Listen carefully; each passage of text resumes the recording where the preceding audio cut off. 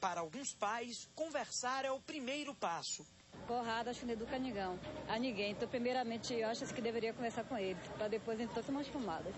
Às vezes, na tentativa de educar, eles exageram.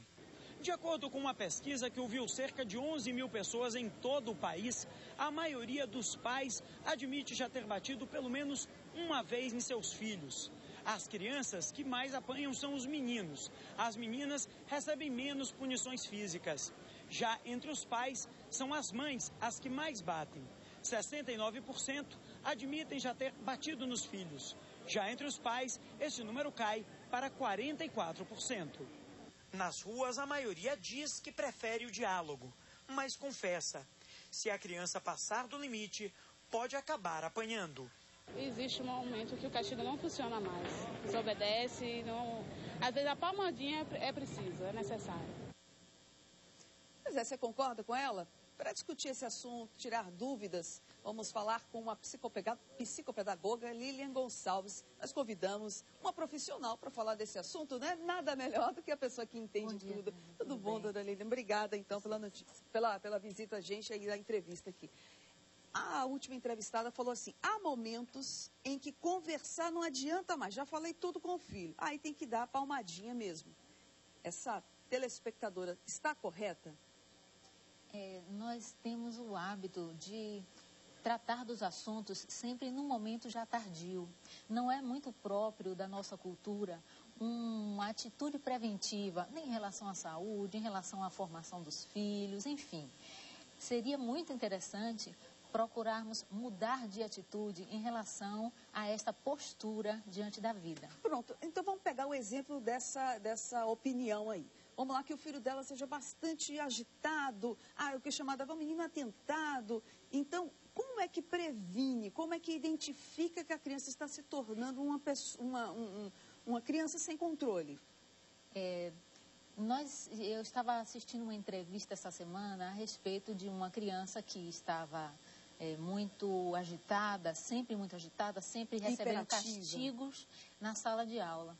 E a entrevistada foi a professora desta criança. Só que muitos anos depois, essa criança já é uma adulta.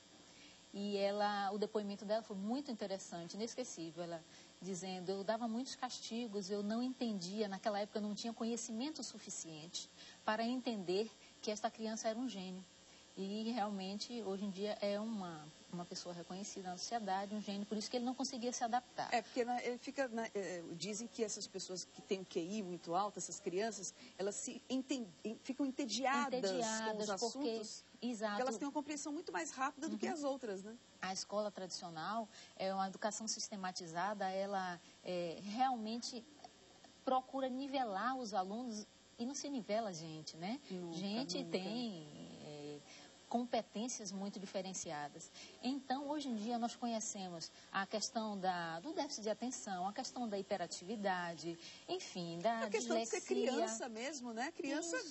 Criança gosta de descobrir as coisas. Criança gosta de descobrir. E esse universo inteiro que já se desvendou, são conhecimentos que podem aprender, o adulto pode aprender a lidar melhor com esta criança. Ter novos olhares para as pintanças dela, né? As hiperatividades delas, exatamente. Agora, quem está em casa, pai e mãe, deve estar falando, mas eu quero ver essa psicopedagoga cuidar do meu filho, vem ficar aqui uma hora com ele. Eu tenho certeza, porque eu já fiquei assim do outro lado e já vi entrevista, a gente tem vontade mesmo de questionar. Quando a criança, obviamente, chega no limite, como dar limites? Você acha que hoje em dia os pais não estão dando limites às crianças? Que é a escola que acaba nesse papel? Olha, veja só, na clínica de psicopedagogia foi impossível continuar trabalhando sem eu mergulhar na formação da terapia familiar. Por quê? Porque na família é que nós vamos encontrar a solução de muitas coisas, né? Então, a família aprender a lidar com as questões. Por exemplo, a questão específica do castigo, como está sendo abordado aqui. Da mãe, exato, em Jequié, que queimou a mão do filho porque o filho assumiu que tinha roubado o celular do vizinho. Exato. As coisas são muito menos raras do que nós podemos imaginar. Com certeza. Então, aqui a gente mostra também. Pois é. Então, que questões este adulto tem em relação a isso? O que significa este adulto, o roubo? a mãe? A mãe. a mãe. O que significa o roubo para este adulto?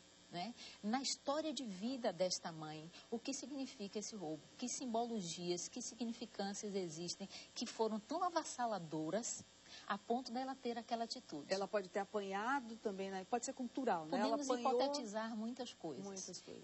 Como você falou, o cultural também é muito forte. Não, eu apanhei, sou bem, sou saudável, não teve nada, mas existe uma máxima que diz, quando a pedra é lançada, a gente não sabe em quantas partes o vidro vai se quebrar.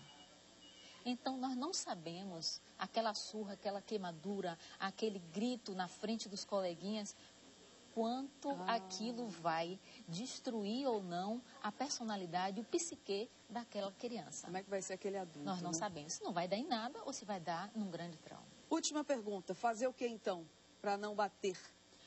Botar de castigo? Última pergunta, vai, quem está em casa.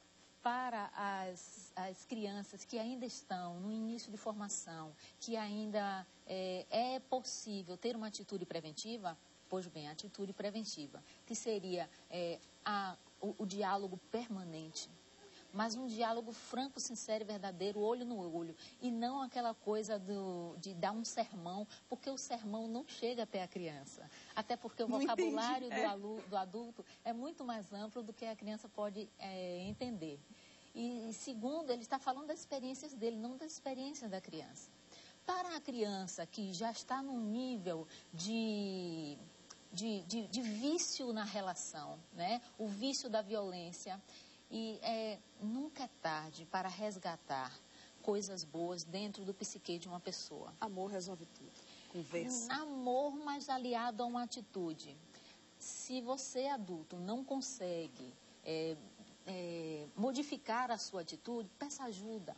Peça ajuda e procure um profissional, procure alguém que possa lhe ajudar, porque as suas questões no momento podem estar precisando ser resolvidas e esta criança veio trazer à tona as suas questões que estavam guardadas.